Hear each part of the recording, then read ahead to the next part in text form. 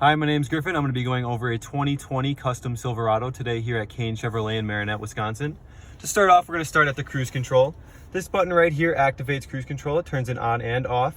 Using this dial, you can reset cruise control or set it going down. This will also increase and decrease your speed.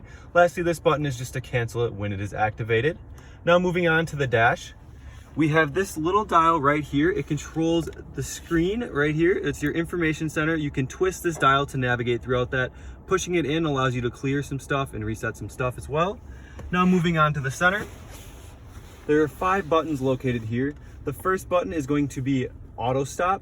What auto stop is, it allows your vehicle to turn off at a red light or a stop sign automatically. This will help save fuel, but some people do not like this feature, so there is a button to turn that off.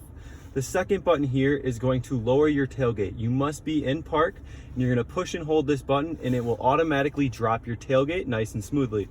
The third button, this is just your hazards. Fourth button is going to turn traction control off. And lastly, this button here is going to activate this power port. And we also have one that is exactly the same located in the tailgate. This button will turn on both of those. Lastly, we have 2 ports here, your USB port, which will allow you to use Apple CarPlay and Android CarPlay, and then your standard 12-volt charging port. Now moving on to the media center here, we are able to scroll throughout our radio stations using these buttons right here, as well as the ones on the touch screen. This tune button right here allows you to type in the exact radio station you'd like. This browse button will let you scroll through the stations. Sound, there's just additional sound settings in there like your bass and treble. Located on the left here, using the touchscreen, you can go from FM, AM, XM. More settings is going to have your Bluetooth if your phone is paired.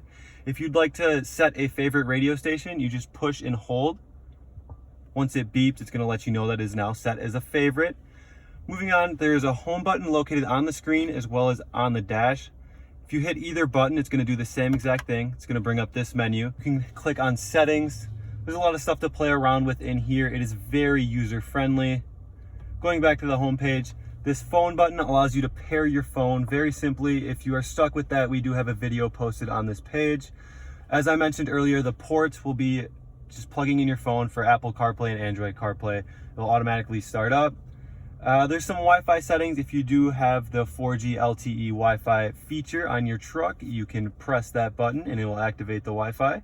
Lastly, we have trailer lights right here. This button is super cool. You hit the start button and it will test all of these lights in order once you're out of your vehicle. So if you're by yourself, you can hop out of your vehicle, go take a look at your trailer and make sure all your lights are working.